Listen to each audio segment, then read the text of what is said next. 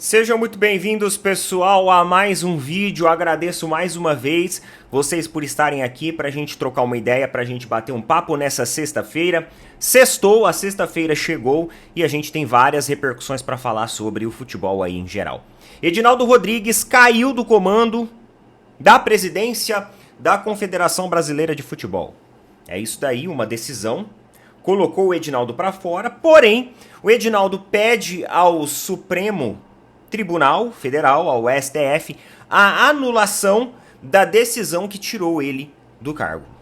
Além disso, segundo o jornal O Globo, 19 federações que antes apoiavam Edinaldo Rodrigues retiram o seu apoio após a sua queda. E eu vou falar uma coisa para vocês. Essa política brasileira, ela é uma vergonha. E quando eu falo da política brasileira, eu falo de toda a conjuntura política. É um teatro, porque até algumas semanas atrás, essas federações apoiaram de forma unânime o até então presidente da CBF, Edinaldo Rodrigues. E agora, elas retiram o apoio. Ah, mas espera aí, só agora vocês ficaram sabendo que o Edinaldo não é santo? Só agora? Galera, eu vou fazer uma analogia aqui. O presidente da CBF, o presidente do Brasil, o presidente de muitas instituições dentro do nosso país, eles são marionetes. Só que por trás de tudo isso, existe um sistema, uma ramificação muito mais abrangente. Eles são apenas uma ponta de um iceberg dentro do nosso país. O sistema, galera, eles é foda. Vocês acham que a queda do Edinaldo Rodrigues vai mudar alguma coisa dentro da CBF? Vocês acham que se, sei lá, o presidente do Brasil cair hoje, vai mudar alguma coisa dentro da política brasileira? Não vai, não vai.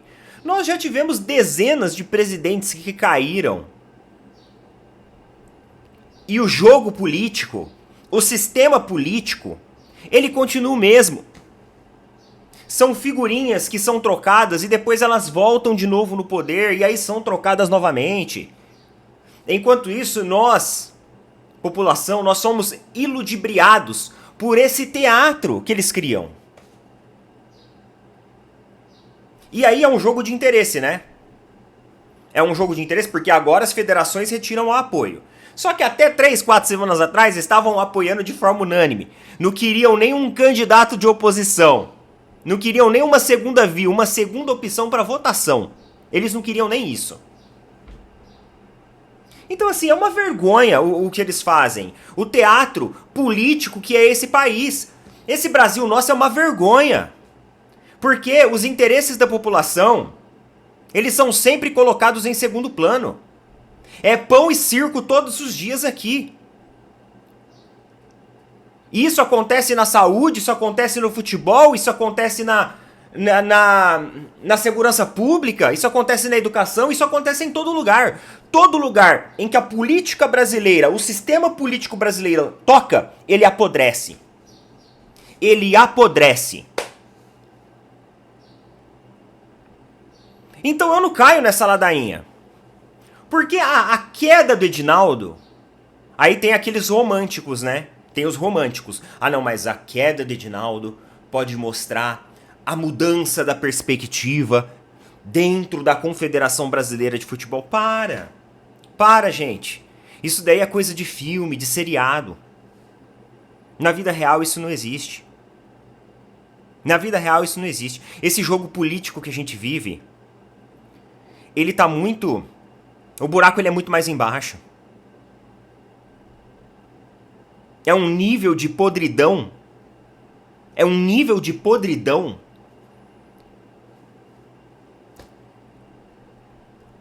que eu sinceramente não tenho perspectiva positiva. Porque os que estão retirando o apoio hoje, se amanhã ele voltar pro poder, eles voltam com o apoio. É um jogo de interesse, é uma sujeira.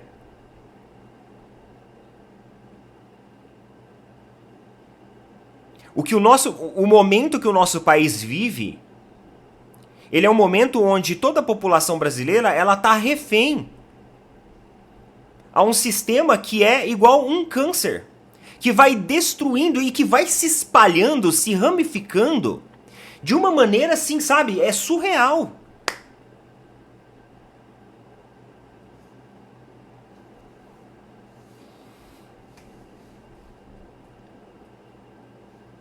Roda a vinheta.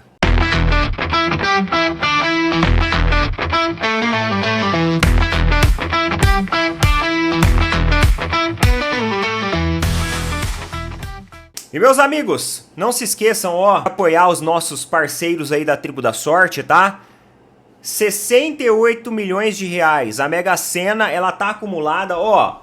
Eu vou falar aqui pra vocês. O que tá acumulado lá? Não é só a Mega Sena, não. Tem mais prêmio bom. Ó, você tem a Mega Sena com 68 milhões. Aí você tem a Lotomania com quase 10 milhões. Além disso, você tem a Loto Fácil, Dia de Sorte, enfim. Você tem uma plataforma recheada para você curtir lá. Tem o link que eu tô colocando fixado nos comentários, tem o QR Code aqui. Lembrando, galera, que a Tribo da Sorte não é casa de aposta esportiva.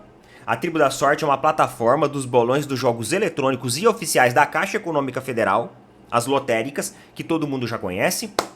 E você pode acessar esse link aí, pedir pro pessoal o cupom do Opina Porco, ó, eu quero o cupom lá do Opina Porco. Eles vão gerar um cupom e vão mandar pra você, você vai ter um desconto pra conhecer a plataforma. Eles têm uma inteligência artificial também, que vai fazer a escolha dos números que foram mais sorteados, aumentando a sua probabilidade de vitórias. Já distribuíram prêmios pro Brasil inteiro e você pode ser o próximo premiado no dia 17, ou seja, amanhã.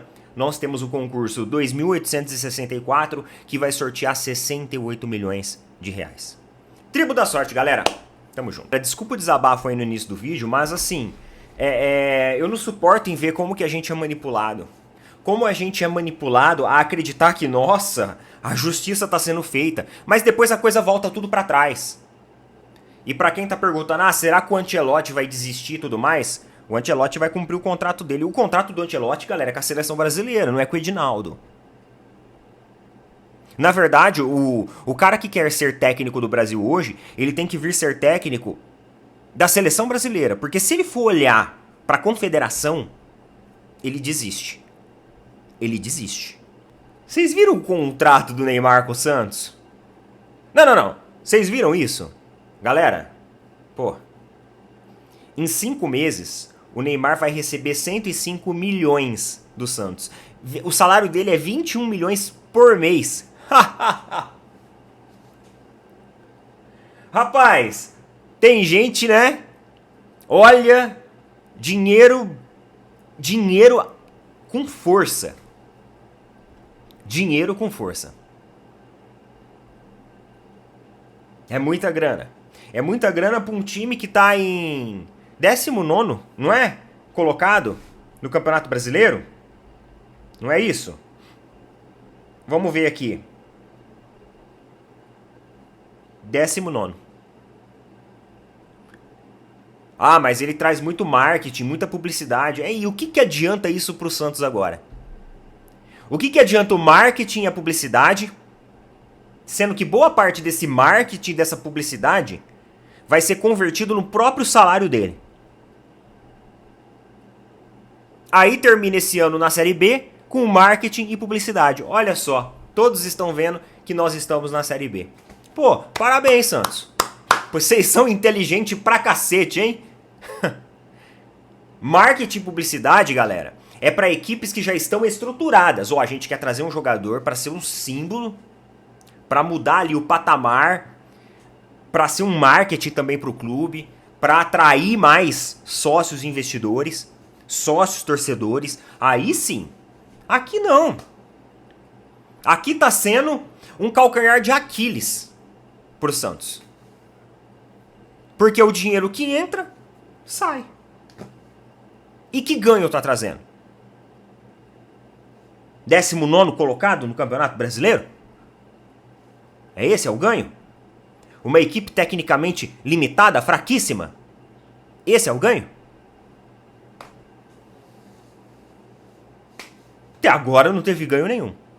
O Campeonato Paulista não mostrou nada, o Campeonato Brasileiro não vem mostrando nada. Na verdade, vem mostrando que está se encaminhando para a segunda divisão de novo. Mas o errado é a gente, né? Eles são certos. É isso. E meus queridos, é o seguinte. Nós tivemos repercussão aí na Libertadores. Eu assisti as coletivas aí dos técnicos, né? Assisti a coletiva lá do Abel, assisti a coletiva do Felipe Luiz. E tem alguns pontos aí para fazer algumas observações. O Abel ontem deu no meio de um jornalista. Eu vou colocar o trechinho aí para vocês darem uma olhada. Mas antes eu quero falar aqui sobre uma coisa que o Felipe Luiz falou no final do jogo na coletiva dele. E eu achei interessante. Ontem na hora do almoço eu falei que faltava uma postura, né? Que o Flamengo tinha todos os ingredientes, mas faltava demonstrar ali uma atitude, uma postura de querer vencer na Libertadores. E talvez até algumas pessoas tenham levado um pouco a mal o que eu falei, porque eu até fiz uma comparação com o Palmeiras, mas quando eu fiz a comparação com o Palmeiras, eu não tô comparando, galera, o estilo de futebol, eu não tô comparando os técnicos, não é nada disso. Eu estou comparando a questão anímica, a questão motivacional do elenco do Flamengo na Libertadores. Até porque, no Campeonato Brasileiro, eu enxergo que existe muita vontade. E eles demonstram essa vontade.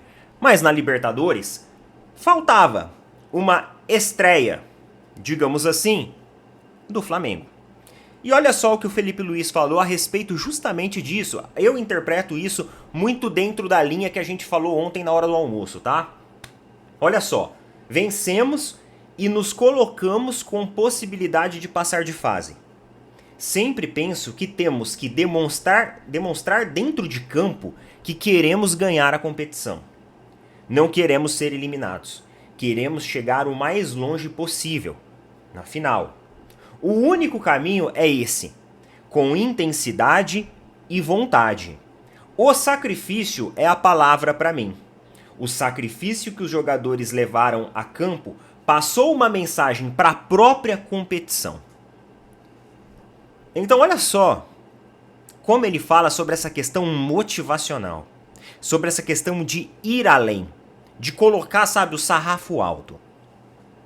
É interessante essa perspectiva que o Felipe Luiz trouxe aqui, porque isso fala muito mesmo sobre a postura. Vocês acham que esses jogadores do Flamengo, aqueles jogadores, galera, olha o elenco do Flamengo. Vocês acham que esses caras não sabem jogar bola? Pô, você pode colocar um técnico até mais inexperiente lá.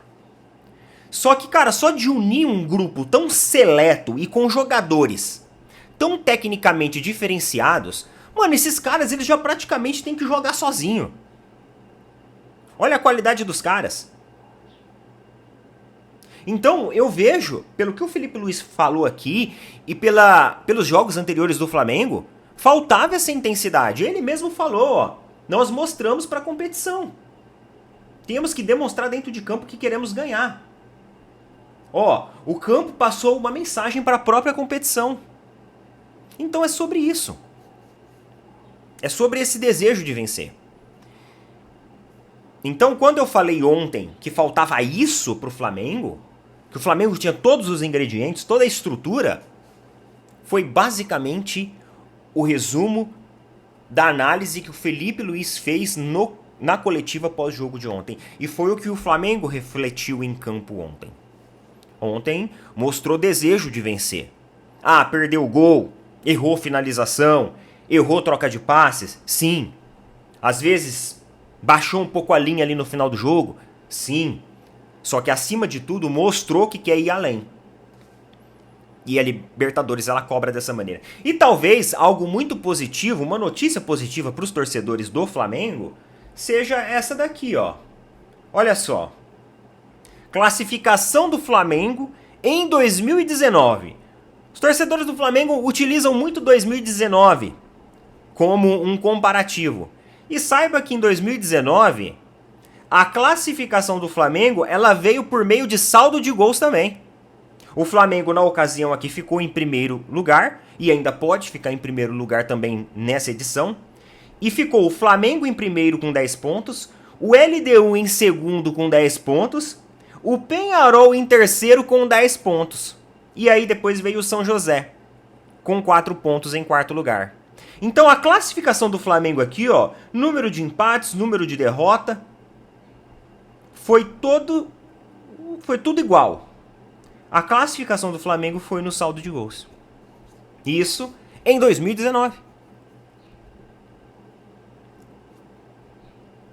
2019 pode ser o claro exemplo de que uma campanha ruim na Libertadores pode permitir a correção da rota.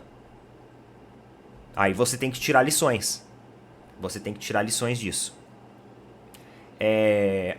A Argentina, por exemplo, começou a Copa do Mundo de forma muito ruim em 2022, terminou campeã. Começou jogando um futebol que a galera, parece que vai decepcionar, hein? Depois foi evoluindo, chegou na final. O futebol, ele tem dessas. Então, acho que o que o Felipe Luiz falou aqui, ele falou muito sobre essa questão de vontade, motivacional. Eu acho que era essa carga que estava faltando para os jogadores do Flamengo ontem.